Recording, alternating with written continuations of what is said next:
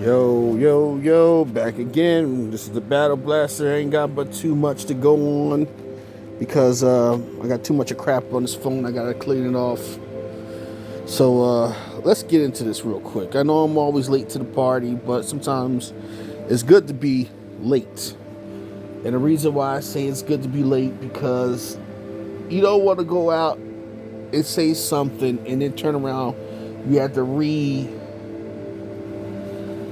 go over it again, trying to clean up behind what you already said. With that being said, let's jump into it. Now, this is a young man by the name of George Floyd. He passed away due to a cop kneeling on his neck. But there was more people who died and are still dying. But why did they choose this young man to use him as a catalyst? See, no one's asking that question either. No one's asking the question is, why is they using him as a catalyst? Oh, enough is enough. He's the one, he's the straw that broke the camel's back. No, no, no, no, no, no, no. We got to start looking around, y'all. We got to start looking a little bit deeper into this. And also, we got to start looking into the people who organizing these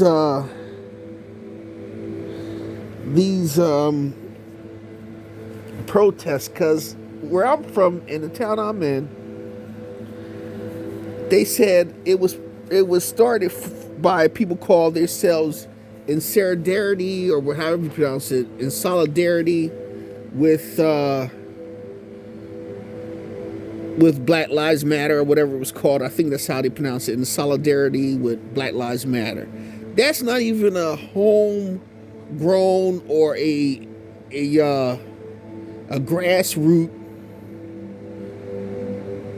foundation. It's not ran by blacks. It's not ran by us. See, this is what we don't understand. We get people to come in here. They say that they're for us, but if you've seen one of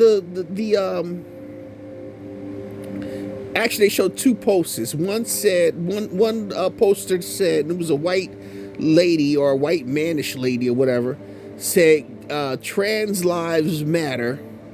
She was holding that sign up. It was holding that sign up.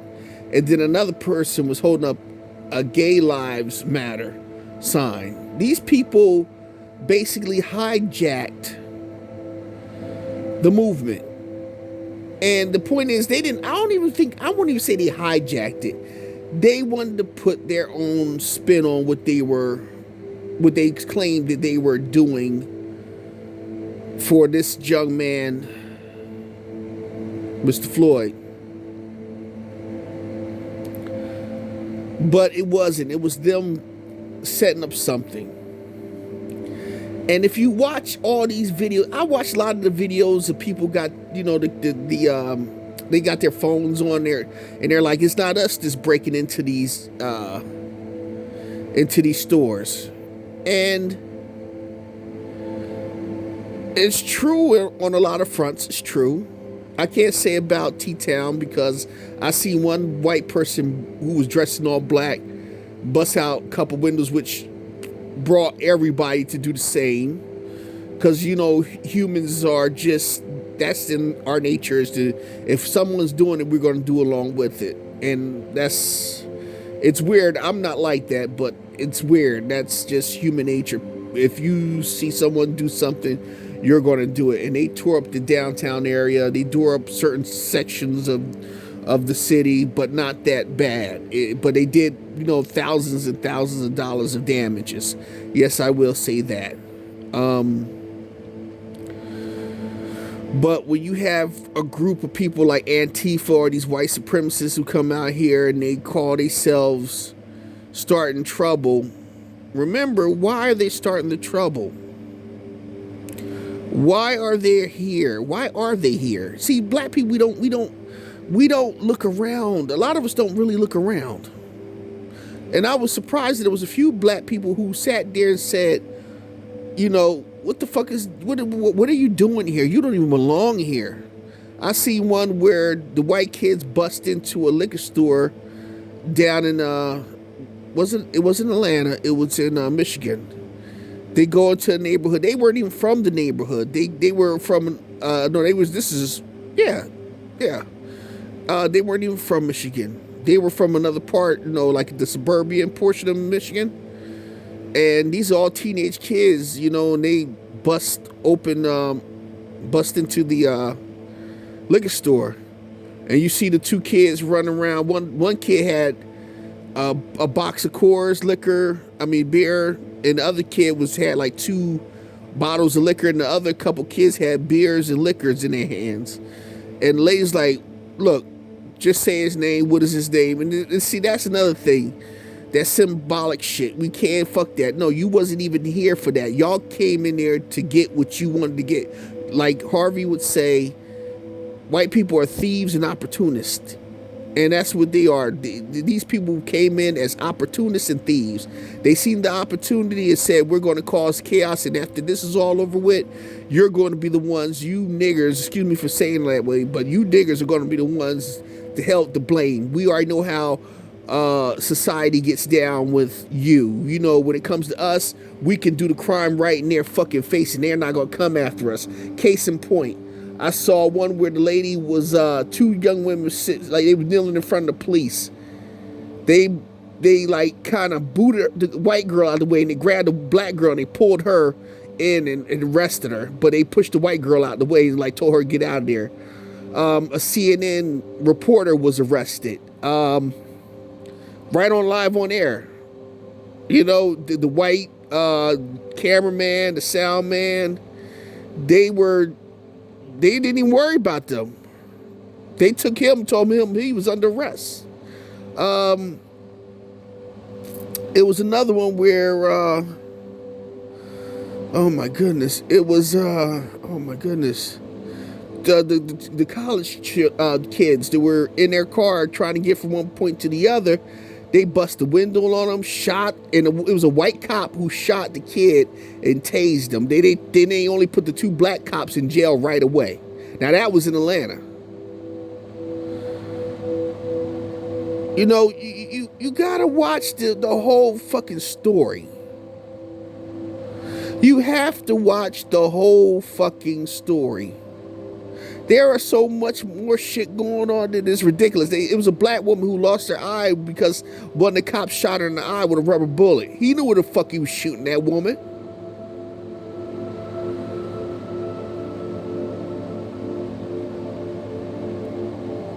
These people have no fucking...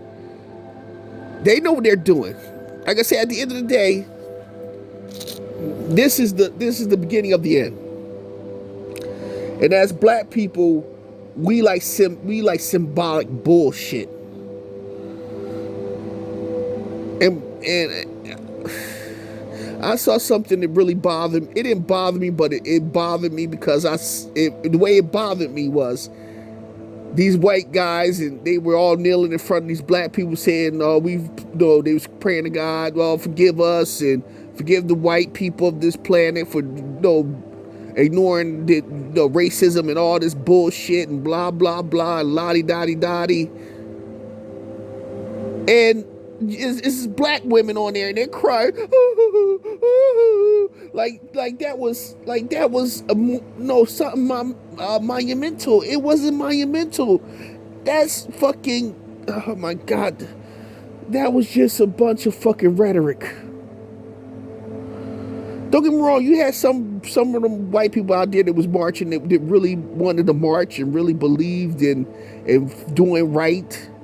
But you had a whole bunch of them motherfuckers also that was out there causing chaos and confusion.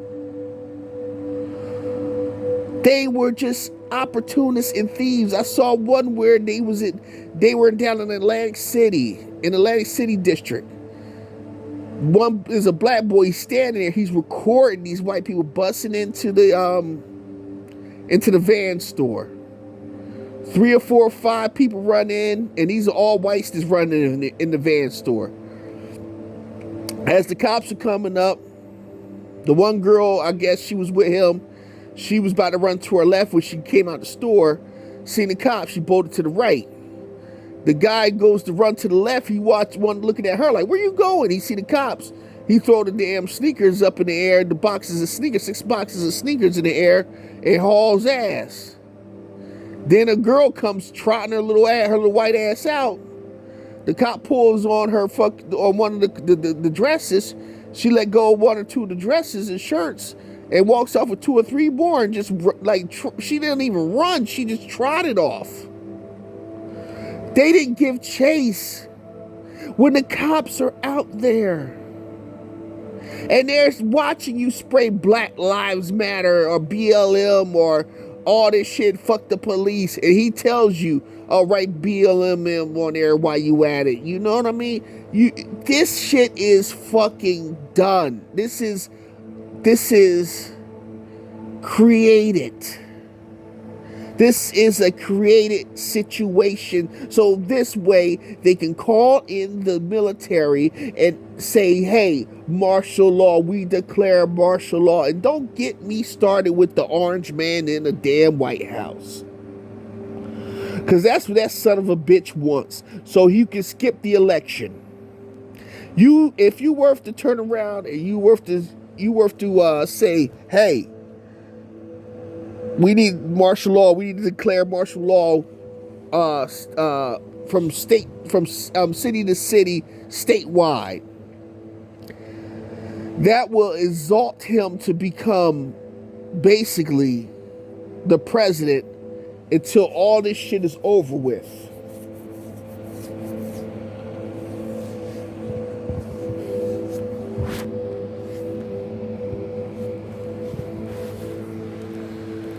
You gotta check out this. You gotta check out the scene, people. Check out the scene. These white folks are working in tandem. They're working hand in fucking hand with each other. And like I said, when you got symbolism.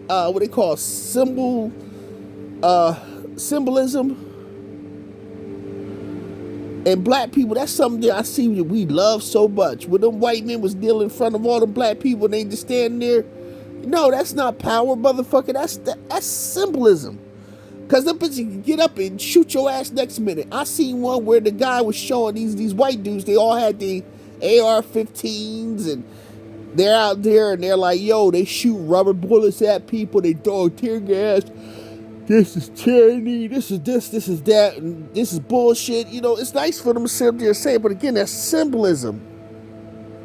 Because as soon as them damn white boys start shooting at them cops, 9 times out of 10, they ain't gonna be shooting back at them damn white boys. They gonna be shooting them black kids. They gonna be shooting the black girls. And then they gonna turn around and while they motherfuckers saying that, oh, this is not right, we down with y'all, they'll probably turn around and shoot the fuck out of us too. So you're getting it from both fucking ends.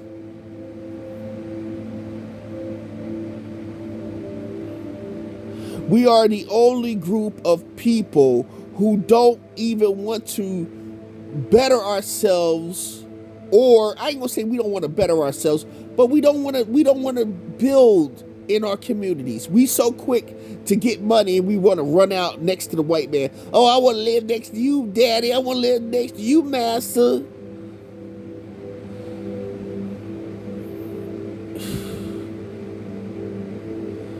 Fuck that bullshit.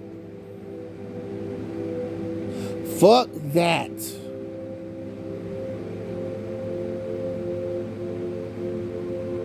Get your shit together, people.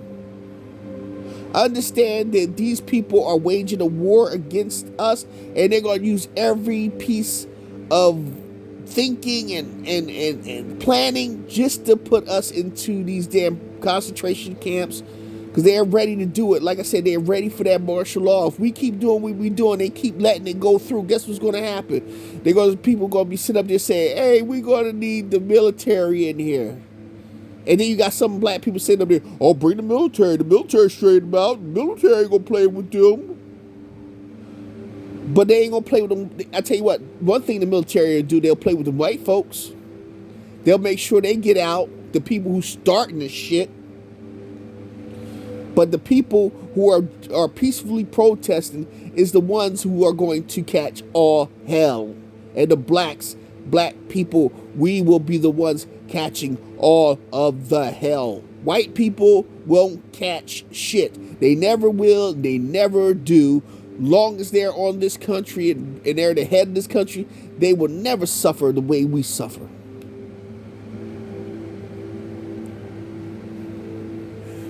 Be careful of the people that comes into your circle saying that they are down with you, and then 5 minutes later you see they're the people who busted windshields, like the cop who was out there at the AutoZone down in Michigan the first night. He's dressed up in all black, got his face all covered up, and he's busting windows in the AutoZone. He's busting windows down in the damn Walgreens.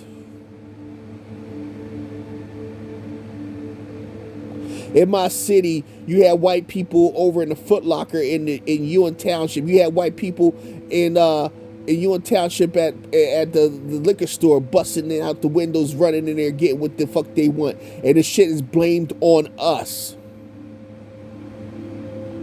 If we were to say, fuck that, we ain't doing no march, somehow, some way, I believe that these motherfuckers would have came out and still did it. But the point is, when you see some white boys all dressed up in black, got their face all taped up, their hands all gloved up, they out to do nothing but fucking bad, and we're the motherfuckers that's gonna get blamed for it. Oh, I saw some black guys dressed in black. How you knew they were black? Oh, because they were black. I know they were black. No, they are not. They too skinny. They're skinny, unbuilt white boys. White people are built different than we are. There ain't no skinny ass fucking black dudes like that skinny. We're built bigger and we're built better. This shit has got to get on track. We got to stop doing what we're doing. Like I said, there's a way of going about it. Unless you want to go directly into war with these people, sometimes you got to think about your plan before you execute it. And like I said, if the plan is to go out and do it, you go out and do it. And you control the crowd. You have people to be there to see who's about to throw the rocks, to throw the bricks, to do this, to bust the windows. Those are the people you confront. And honestly, those are the people you need to. Everybody needs to stay strapped in that damn situation, because even the cops now are out there shooting at other cops, and then the cops are shooting back at the protesters.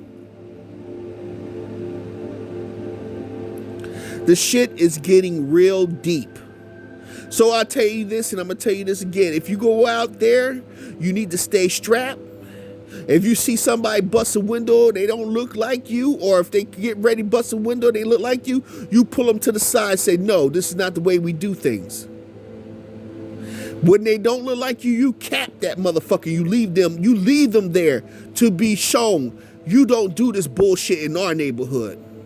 You're going to be a casualty of war. You will be, when they say that, you'll be a, how you say it? You're going to be a sacrificial lamb to show the world that we're not playing with y'all asses. And if you come up and you try to do it again, we're going to pop you again.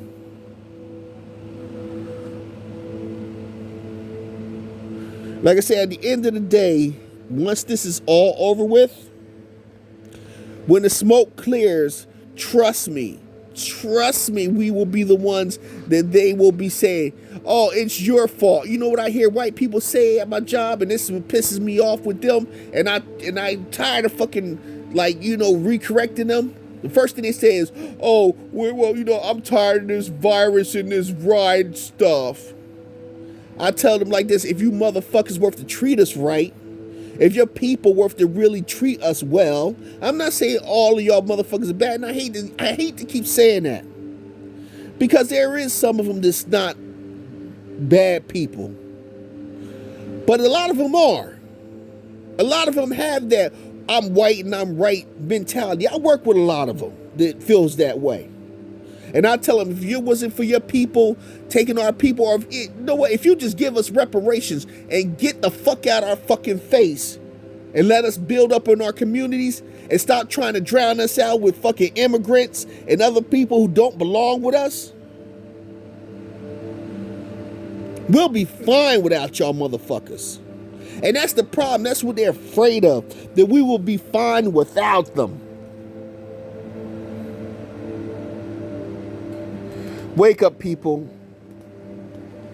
It's time for us to be on our own and do for ourselves. This is the Battle Blaster. I'm out. Peace.